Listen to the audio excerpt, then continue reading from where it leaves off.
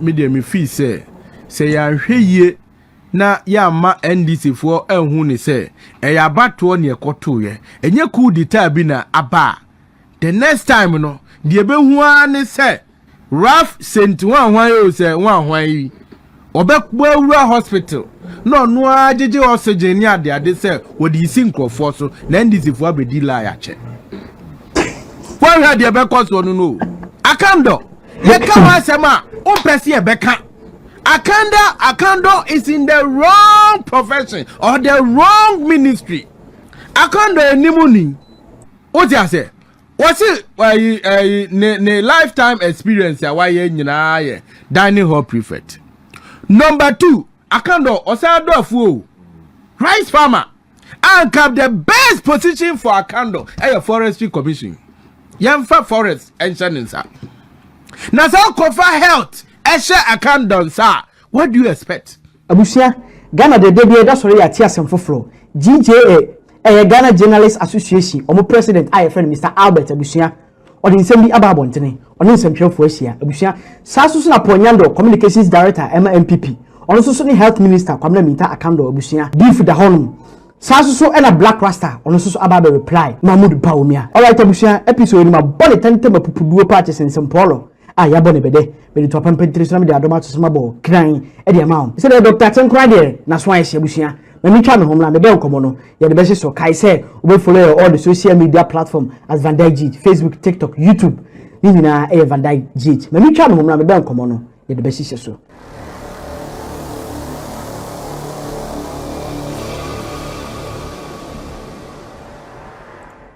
all right abusia ya banani abasa mo be kaya Dr. Tenkwa, Ghana Registered Midwife and Association, almost secretary, Abusia, or the same equatuja, it would need FM.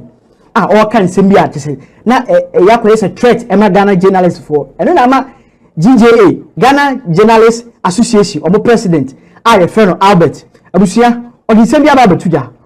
Or see Dr. Tenkwa, and Rabontin, and Ramipo Mocho. And then some more kind of so on training answer, and yes, sir, that's a Ghana journalist need be a hospital. A crumb the fast one, we see you. And the cabin the bono, if you cry the position crew or crano, or holding responsible, no matter the police for. The one labonting, no matter patch, you say you're wasting my time. You go to Dr. Tenkwa when you eat FM for a teacher income. In some of kind, and like ba near Pakutie, GJA, or president, Mr. Albert, and so Abba. Service. Yes, a white allowance. Obito, Ness is all Koya also. Or Yasroba. Oh, but and on the woman so a casa san me, my say Maconde almost several occasions. Say we shouldn't also tackle it in that manner. And it shouldn't be. Mark you. Those journalists, we have marked them. They will come and meet us at the hospitals. I'm telling you, I'm serious about it. Why are you saying that? I'm saying it because we need to prove to them. No. Listen, hold on. We need to prove to them, say we are professionals. Obuba, we will demonstrate to them that we are professionals. How? Yeah, behave. On radio. We will prove to them that we are professionals. You understand it? I'm not saying you're on bonnet. You're on bonnet. Me kase you be prove that we are professionals. So send our motor so yes, you be your hospital. So I'm to our office, radio station, we will be professionals. We will demonstrate to them. David, you shouldn't have said this. They're professionals. You shouldn't have said this. You shouldn't have said this. President, and so what? My history. Say, we didn't swear oath to poverty. We didn't swear an oath to poverty. That isn't what Abusia Dr. Tenkwa ni sema okoka NEET FM abusia ene kofa na no ama na no akoyika kofa sema be na Ghana phone bis me Dr. Tenkwa wan kasa ye ebi musisi anya de o say police fano ani ne da sori ya GJA Ghana Journalists Association or president Mr. Albert Abusia oni nsantwefo sia ese no some Dr. Tenkwa kan o mani anye ho na even say journalists ni bia ho ka e hospital a ombe hodu no responsible ebiom omla bontin emra me pachew ayesa so na journalists bia ho ka so a ombeche no atum ombema police for enne de omesa siw no so Abusia ntomla bontin emra me pachew yekotie GJA or president Mr. Albert Emra. We wish to remind Dr. Tenkwa Chu, wherever he is, and if he's listening and watching me, that Article 162 + 1 of the 1992 Constitution guarantees the freedom and independence of the media, while Article 21(1)(a) guarantees every Ghanaian's right to freedom of speech and expression, including that of the media. His statement amounts to an affront to Ghana's constitutional democracy. Colleagues, Dr. Tegra Chu cannot use our platform that was availed to him to champion the welfare of his association members to threaten our members. He says they own the hospitals, the public hospitals, that's their offices. We also own the media platforms. So you sit on our own platform and you threaten us. It doesn't happen anyway. Let there be no doubt.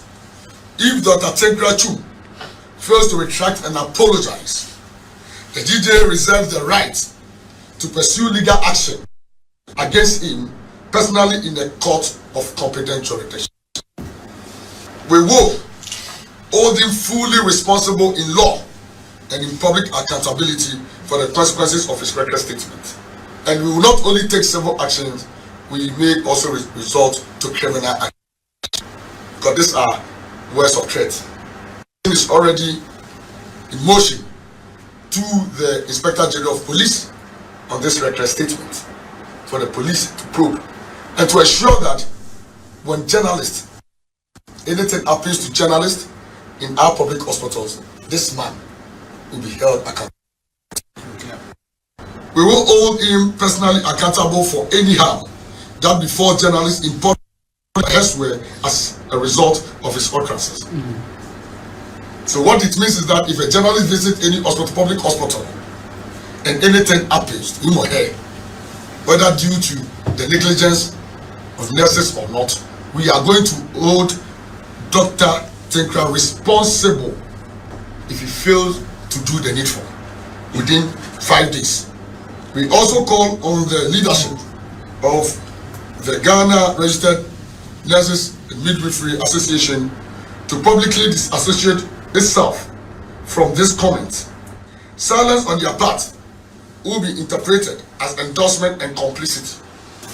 We urge the government of Ghana, the Ministry of Health, and the security agencies to take immediate steps to assure journalists of their safety in hospitals and other public spaces.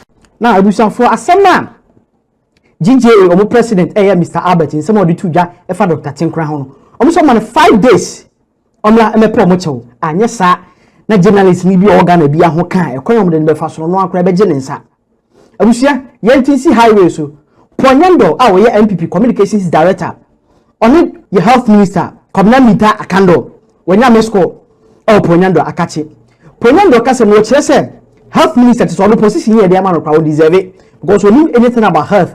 And it's a rough day for ya Rage Hospital. Almost send me and I confess and same way in about to say Ponyando Edna no atum na the way we see a super health minister no abusia yentino media me fee say ya hweye na ya ma NDC for enhu ne say e ya bato ne ekoto ye enye ku dita bi na aba the next time no de be hu an say rough sent one yo say one hwan obekwa hospital no ajeje oxygen ni ade say wodi isi nkrofo so na NDC fo abedi la ya che for head e be koso no akando ye ka wasema o pese e be ka akando is in the wrong profession or the wrong ministry. Akando enimuni o ti ase what's ne lifetime experience ya why nyina ye dining hall prefect. Number 2, Akando Osadofo, rice farmer, and have the best position for Akando at your forestry commission. Yamfa forest and Shannon. Now, cover health, Esha Akando, sir. What do you expect? Shady see Tamale. Mebwa, see you more. And ne Utie Ubiano, Nabemwabu. Said the minister in charge of where also Hena Peperio. About the Ministry of Health, Now look at what is happening. Now it's as if said the health infrastructure and I said the health structure now kasa NDC for the diagro. Unzo no mkofa. Now asemi ba atem the die pa. Omo communicators. Massa on some networks. The next is for ya pampa wo mudodo. Any of secretary, GRNMA secretary. Do you know what it takes to become a nurse? Nipa, enkwa, ena udi diagro. Me say makase omo the health need. O say no mkofa. Doctor be onya doctor Sansa Dali o say. Then the eco health insurance. Ena masa kofa kando as a BCS. So sector minister. Sector minister. The fairness no must sector minister or specialize in Kuyayo or Dofu or your farmer. I was with the forestry commission. Emano. What you say? And so one farmer no, and I heard their oil. Let us not go there. The kind of sacrifices are your nurses. Yeah. The movie say I cry hona mumu wano. Amuhu doctors frequently no. Bibi anuma share doctor near there no. Do you think that is what is going on in the rural areas, Anna? Rural areas na nurses na wo. It is always a who touch a woman. Now what grow money massy. Now what brew massy. I want the omo ya. Me feel say enya dear babwa. And we must all speak to it because a health issues. Enya sorry I call a year. Why now manso now why okwa ubekwa now konya bibi accident and na bibia. These are the people going to take care of you. It's to a mere politics in the team. What's a what committee? Keke say him say my health service workers union chairman.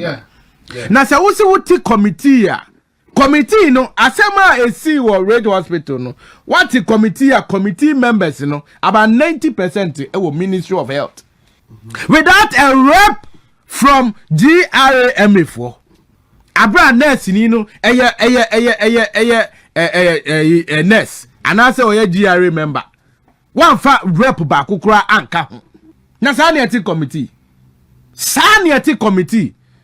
ene committee na se maka say bibia ni ho is excuse me bibia ni ho esi eti doctor ni na what sure say there were multiple contusion ahwa buba papo esi nipa ni ho na ho no doctor ni no oboa incident report wa esi wo adwuma mu a incident book polycontusion what can say no yeah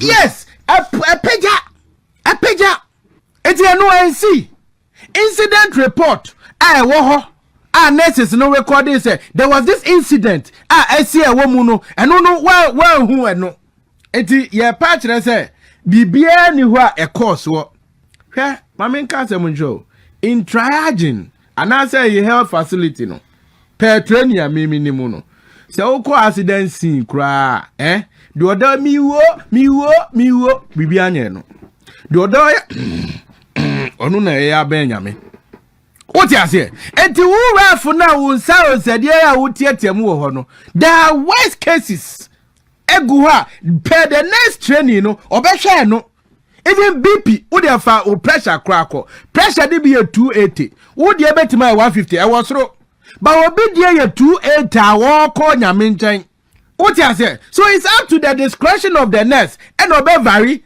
say pressures mienu we dey he na wo soro e wo say me attend to. So let us not underestimate the power of our nurses. Yadi wa mudi agro. All right, Abusia. Nurse, according to Yandon, the health minister, honorable community akando position diaman die enye refill de no kon die kefa forestry over aduma na ko dofu yes e mo ne ade atoko ne yi ene nke the position pa wasan ke de ma no nurse ba bia mahama de man die wa fon kwan Abusia. Last week na mbeka tell say Dr. Mahmoud Bawumia akosa admit the forms Abusia. No na all kan sembi ati so wo kire say akanfo bu bebi say panyidue mate just amanfo every king camp o mototo ebo eba the park so no de nya ho no hwe woni wo focus so ade a wo ya no wo ya Abusia yekoti ma because blackbuster ababe reply Dr. Mahmoud Bawumia. The accounts have a saying that openyidue mate. I am not oblivious to the fact that the NDC and lately elements within our own family subject me to daily attacks. In fact, I expect that there will be more attacks in the coming months and years. All that can be held at me have already been attacked. As the days are going by, time has shown great vindication. The Bank of Ghana, the IMF, and even the NDC kingpins are now admitting on many matters that Bawumia was right. What more can they say about me now? Now, Abusia, Mamu Bawumia ne kwate ni kabla na si yakwa Black Rasta Association ko na kati. O say, "Hey, Mamu Bawumia na wona okasa asemi vindicated." I'm wondering what Bawumia is talking about. He said a lot of people have been directing verbal attacks at him, and time has vindicated him. Can you mention exactly one thing that people have talked about you that you have been vindicated for? Which one? Is it the lies? Which one? The incompetence? The garrulous nature? Tell me which one. What is Bawumia talking about? He says time has vindicated him. The main things that Ghanaians criticize you about or for: one, umpteen number of lies. It looks like your belly is a factory for churning out lies. Anytime you touch your belly, millions of lies come out. Number two, you are an excessive talkative. You are too loquacious. That's the word. Too garrulous. My brother, my sister, watch this. The third one is the fact that you are incompetent. We have arrested the dollar. We have given the key to the IGP, and the IGP has put the key under lock and key. Is serious. A key that is under lock and key. Oh gosh. Right after he made these utterances, the city went wild and started falling apart like a piece of metal in the ocean. My brother, my sister, we saw how the city went down. We saw how the economy became a caricature, a cartoon character. We saw the arrogance. My brother, my sister, what has Bawumia been vindicated for? Tell me one, I don't get it. All right, Abusia, the Black Rasta can is on the Yadrian Chirawadri or comment section. So, and then some Ponyando, Esoso kind, one in the Yadrian Chirawadri or comment section. Follow all the social media platform at VANDYKE, Facebook, TikTok, YouTube, the BR, VANDYKE. Abusia, subscribe to your YouTube page and anytime you have a drop latest update on Sakamedasi, Macrao.